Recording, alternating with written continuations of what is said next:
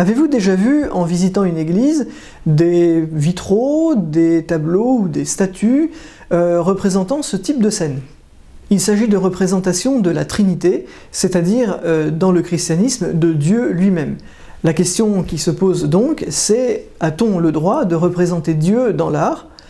Bien sûr, vous avez compris que dans le christianisme, la réponse est oui.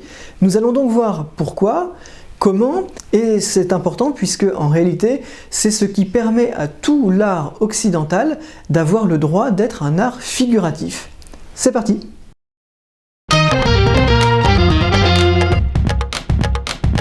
Comme je vous l'avais promis dans ma dernière vidéo consacrée aux vitraux de Sahur, nous inaugurons aujourd'hui une nouvelle série de vidéos consacrée à l'iconographie, qui est la discipline qui consiste à reconnaître, à identifier les scènes et les personnages représentés dans les œuvres d'art. Mais bien entendu, il ne s'agit pas simplement de les reconnaître et de savoir les nommer, mais d'aller bien plus loin, de savoir quelles sont les sources, par exemple littéraires, de la scène que l'on regarde, et de comprendre également la symbolique qui se cache derrière ces représentations, d'être capable également de connaître les variantes dans la représentation d'un même sujet. Alors commençons par le commencement, puisque à l'origine de toute l'histoire de l'art occidental, l'art figuratif de notre culture, se trouve la question cruciale de la représentation de Dieu. Dans le christianisme, elle est permise, ce qui a autorisé toutes les œuvres d'art que nous connaissons aujourd'hui. Les juifs, les chrétiens et les musulmans croient tous en un même Dieu unique et créateur. Ils partagent également une plus ou moins grande partie de l'histoire sainte, au minimum jusqu'à l'histoire d'Abraham. Mais passés ces points communs, les différences se font sentir, notamment sur la définition de Dieu. Chacune des religions connaît Dieu à sa façon, en fonction de la révélation qu'elle retient comme étant digne de foi. Et parmi les trois, la religion chrétienne se distingue tout particulièrement avec le dogme de la Trinité, puisque pour les chrétiens, ce Dieu unique est en même temps existant en trois personnes distinctes, qui ne sont pas trois dieux, ce sont trois personnes de même substance divine qui ne forment qu'un seul tout, Dieu. C'est extrêmement compliqué à comprendre, très difficile à expliquer également. De toute façon, il ne s'agit pas de faire de la théologie ici, c'est un article de foi. Ce qui importe, c'est de savoir que dans la religion chrétienne, c'est comme ça qu'on croit en Dieu. Mais ça n'explique pas l'autorisation de représenter Dieu, qu'il soit unique ou unique en trois personnes, il est toujours aussi inaccessible. Et dans les trois religions, l'interdiction de le représenter vient de Dieu lui-même. C'est l'un des 10 commandements qui interdit de représenter à la fois Dieu, mais aussi les créatures, à la fois spirituelles et terrestres. Il y a 2 raisons à cela. Dieu est tellement infini et inconnaissable qu'on ne peut pas le représenter, et les créatures ne doivent pas être représentées sous peine de risquer de tomber dans l'idolâtrie. On le voit bien avec toute l'histoire du peuple d'Israël qui ne cesse de retomber dans l'idolâtrie, avec notamment l'épisode du veau d'or au moment même où les commandements sont proclamés.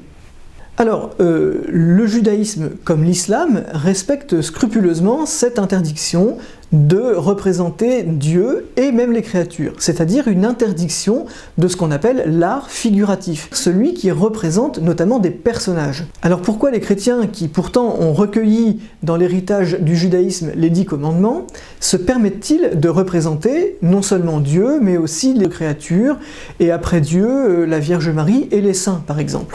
Eh bien en fait c'est en raison de la personne de Jésus-Christ lui-même, qui est le fondateur de cette religion. Jésus de Nazareth, dont plus personne ne remet aujourd'hui en cause l'existence historique, est au minimum un rabbin juif du 1er siècle, condamné à mort et dont les disciples sont devenus les chrétiens. Ça c'est la façon dont il est reconnu, au moins par les juifs. Dans l'islam, il est reconnu comme un prophète, et pour les chrétiens, qui sont ses disciples, il est reconnu comme bien plus que cela, puisqu'il est le Messie, c'est-à-dire l'envoyé de Dieu que le peuple d'Israël attendait, qui devait être un libérateur et un roi de la lignée de David, et qui devait ensuite régner éternellement. Mais les prophéties ne donnaient pas plus de détails que cela. Les chrétiens ont donc reconnu non seulement qu'il était le Messie, mais pas seulement un homme providentiel. En fait, ils reconnaissent qu'il est le Fils de Dieu, engendré par Dieu, et encore même au-delà, qu'il est Dieu lui-même, qu'il est la parole, le Verbe de Dieu incarné. Et donc si Dieu s'est incarné, ça change tout. Selon la théologie chrétienne, Dieu qui est pur esprit et qui est tout-puissant, a librement choisi, par sa propre volonté, de s'incarner. C'est-à-dire de devenir homme parmi les hommes, et donc de se rendre visible, audible, tangible, c'est-à-dire donc sensible, et à partir de là, également représentable. C'est donc la raison pour laquelle les chrétiens n'hésitent pas à représenter le Christ dans toutes les scènes de sa vie, de la nativité dans la crèche jusqu'à la croix. Alors bien sûr, cette nature du Christ a longtemps fait débat. Pendant près de 5 siècles, les chrétiens se sont beaucoup disputés à coups de conciles, d'hérésies et d'excommunications pour savoir quelle était la nature réelle du Christ. Est-ce que c'était un homme élevé au rang divin? Est-ce que c'était Dieu déguisé sous une apparence humaine? Est-ce que c'était un corps d'homme avec une âme divine? Finalement, le credo définitif que l'Église a proclamé, affirme que la personne du Christ est à la fois entièrement homme et à la fois entièrement Dieu, c'est-à-dire non pas moitié-moitié, mais plutôt 2 en 1.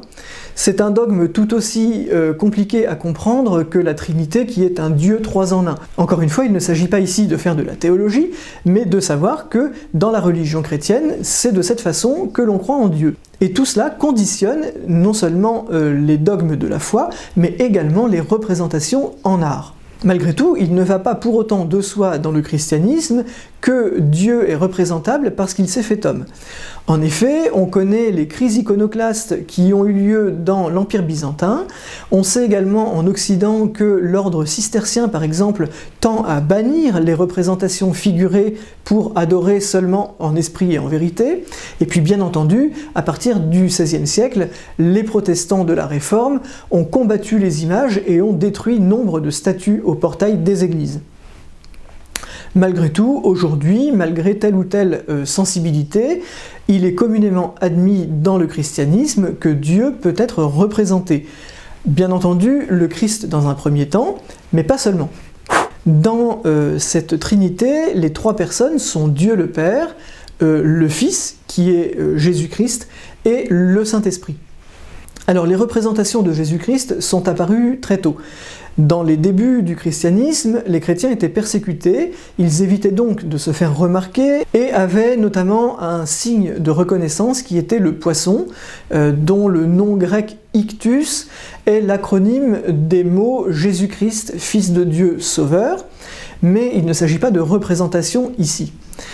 Très rapidement, malgré tout, on va commencer à représenter le Christ sous la forme du bon pasteur, et également dans la sphère romaine, sous la figure reprise d'une divinité romaine, le Sol Invictus, c'est-à-dire le soleil invincible, qui ressemble en fait à l'image qu'on se fait du Christ ressuscité, victorieux, invincible et vainqueur de la mort. La représentation de la croix et du Christ en croix sera beaucoup plus tardive, puisque la crucifixion reste une condamnation à mort infâme et redoutée dans l'Empire romain, mais à partir du Moyen-Âge, c'est évidemment la représentation qui va s'imposer, notamment parce que dans la théologie chrétienne, c'est véritablement la mort du Christ sur la croix qui opère le salut du monde.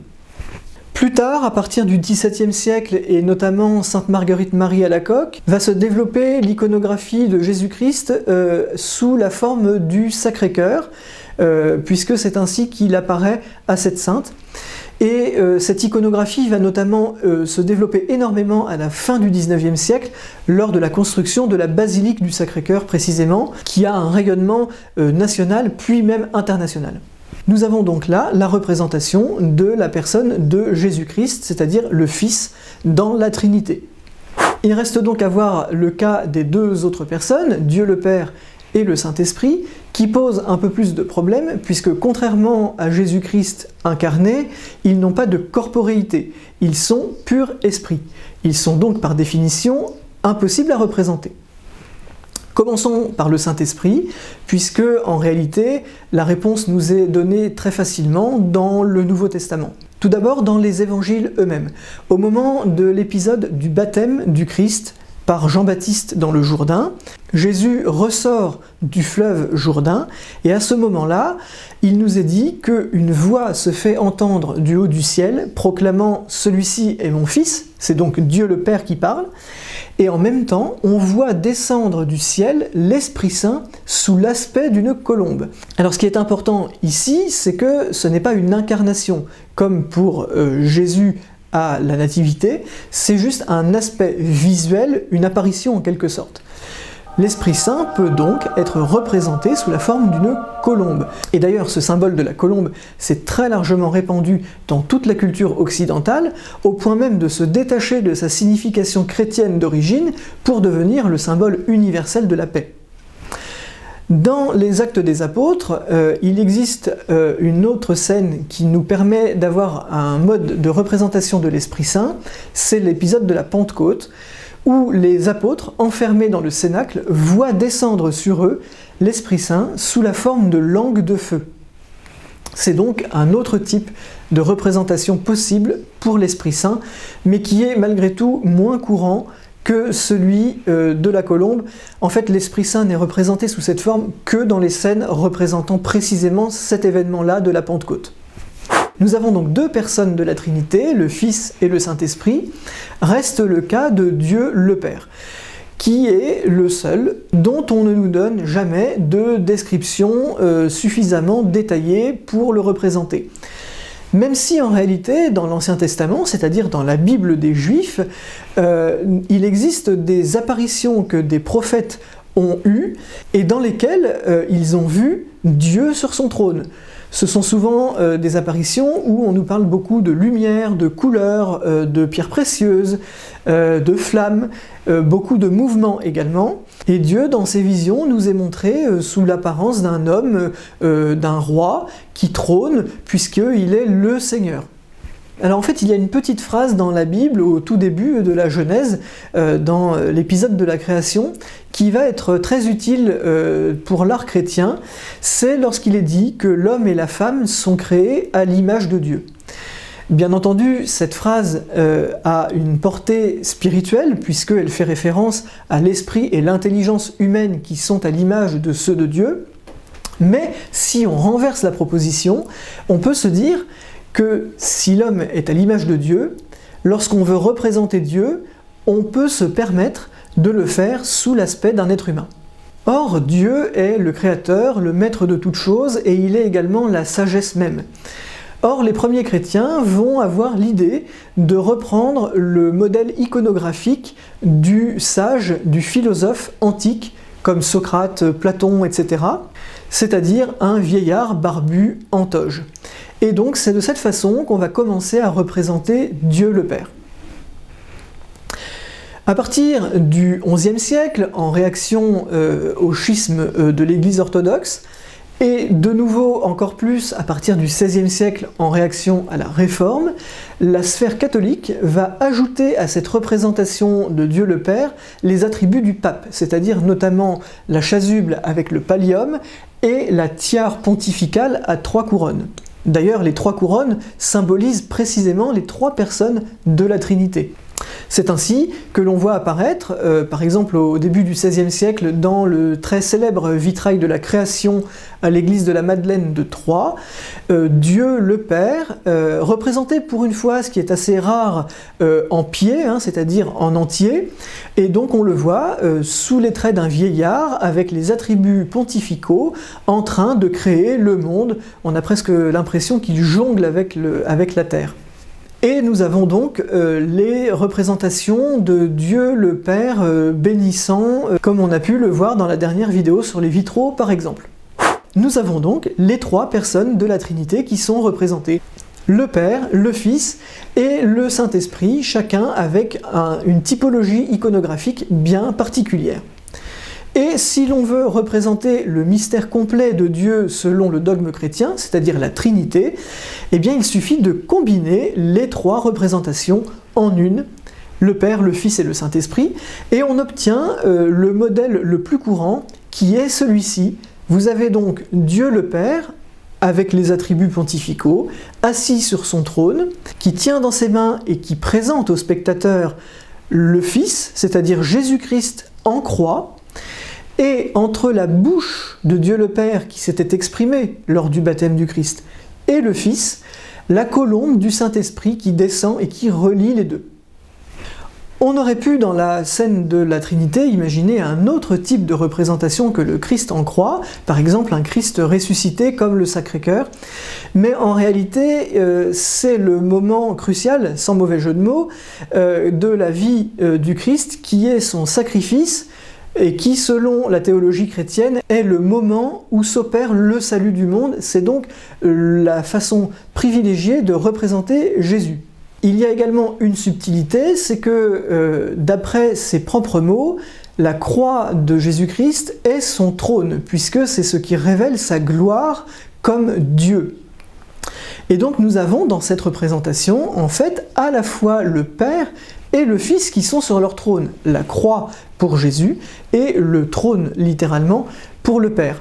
Si on regarde le vitrail de Sahur, on voit que le trône de Dieu le Père est assez particulier. Alors tout d'abord, on voit qu'il est orné de motifs tout à fait propres à la période de cette première Renaissance française, mais c'est surtout sa forme qui est intéressante, puisqu'il est en pierre et il ressemble à un autel d'église, mais pas n'importe quel type d'autel, les autels qui reprennent la forme des sarcophages romains.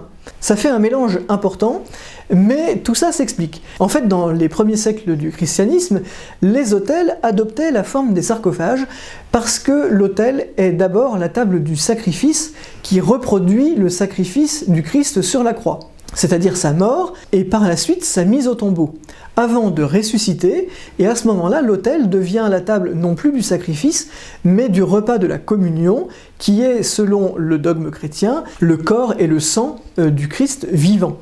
Donc dans cette représentation, nous avons la croix du Christ qui est à sa manière un trône, et le trône de Dieu le Père est également à la fois autel et tombeau du Christ. En quelque sorte, donc, la boucle est bouclée, et cette redondance fait écho à la phrase du Christ qui dit que nul ne peut venir au Père si je ne l'attire, et nul ne peut venir à moi si le Père ne l'attire. Et c'est ce que précisément fait le Père ici, puisqu'il nous montre le Christ exactement de la même manière qu'il l'avait désigné par sa voix lors du baptême ou lors de la transfiguration. On voit donc que l'iconographie ne consiste pas simplement à reconnaître dans cette scène le Père, le Fils et le Saint-Esprit, puisqu'on voit que toute la symbolique est extrêmement riche et complexe, et que bien entendu elle fait référence à un assez grand nombre de dogmes théologiques liés à l'Eucharistie, et il est important de les comprendre, car l'Eucharistie est définie comme le sacrement qui fait entrer le chrétien dans le mystère de la Trinité elle-même. On voit donc à quel point il était important de bien comprendre tous ces symboles. Bien entendu, en iconographie, il faut être complet et étudier aussi les variantes d'un même sujet. Or, pour la représentation de la Trinité, il existe aussi une représentation de ce type-là. Ici, c'est l'archétype de cette variante de la représentation de la Trinité. Il s'agit de l'icône de Roublev, conservée à Moscou. Elle a été peinte en 1425. Alors il s'agit ici d'une icône dont on reconnaît les caractéristiques habituelles comme le fond d'or, qui nous montre qu'on assiste ici à une scène du paradis. D'ailleurs, c'est intéressant puisque dans la représentation qu'on avait à Sahur, par exemple, dans un vitrail, on a un peu le même effet, avec la lumière qualifiée de divine qui traverse le vitrail. On a également l'effet de perspective inversée, c'est-à-dire qu'il n'y a pas de point de fuite à l'arrière-plan, mais le point de fuite correspond à la position du spectateur, ce qui en fait a pour effet de l'inclure dans la scène divine, puisque l'icône est considérée comme étant une prière lorsque le pèlerin se trouve devant. Alors on voit sur cette image trois personnages qui sont assis, chacun sur un trône, lui-même placé sur un piédestal. Ce sont des personnages célestes puisqu'ils ont des ailes et un nimbe autour de la tête. Alors vous voyez qu'il y a trois personnages, donc ça n'est pas très compliqué d'y voir la Trinité, mais toutefois un premier sens de lecture doit être signalé, c'est celui des visiteurs d'Abraham. Dans la Genèse, il est raconté qu'un jour, Abraham reçoit la visite de trois personnages célestes, mystérieux, qui viennent lui confirmer la promesse de Dieu d'avoir une descendance innombrable. À la fin de l'épisode, il est dit que Abraham peut y voir Dieu et deux anges. Bien entendu, le dogme de la Trinité n'existe pas dans le judaïsme et surtout pas à cette période très ancienne, puisque selon la révélation reconnue par les chrétiens, Dieu se révèle progressivement à son peuple. À l'époque d'Abraham, il s'agissait de faire sortir les croyants du monde du polythéisme dont était issu Abraham. Il y avait donc un risque à présenter d'emblée un Dieu trois en un, puisque forcément Abraham aurait cru qu'il s'agissait de trois dieux différents. Malgré tout, les chrétiens voient dans cette scène un indice que la Trinité est déjà présente dans les récits de l'Ancien Testament. C'est-à-dire qu'ils n'y voient pas Dieu et deux anges, mais les trois personnes de la Trinité. Tout comme ils voient également dans les toutes premières pages de la Bible un indice également, puisque il est dit que Dieu crée par sa parole, c'est-à-dire Dieu le Père et le Fils qui est le Verbe de Dieu, et il est dit également que l'Esprit de Dieu planait sur les eaux. Donc on a bien, selon la lecture chrétienne, les trois personnes de la Trinité déjà présentes dès les premiers mots de la Bible. Alors dans cette icône, nous avons donc trois personnages, mais ils sont de qualité royale, puisqu'ils portent un sceptre. Et bien entendu, le détail principal, c'est qu'ils sont absolument identiques. Ils ont le même visage. Et ça, c'est très exactement la traduction du dogme de la Trinité, de la consubstantialité. C'est-à-dire que les trois personnes divines sont distinctes, mais partagent absolument la même substance. Elles sont toutes les trois pleinement divines. Pour prendre une comparaison, habituellement, pour expliquer le dogme de la Trinité, il y a le recours à une métaphore, celle d'un objet en trois dimensions, par exemple un cube, qui est fait d'une certaine substance et qui a trois dimensions, une hauteur, une largeur et une profondeur. Ces trois dimensions sont bien distinctes les unes des autres puisqu'on peut les identifier, mais elles ne peuvent pas exister l'une sans l'autre, et surtout elles sont constituées toutes les trois de la même substance, c'est-à-dire la matière dont est fait l'objet.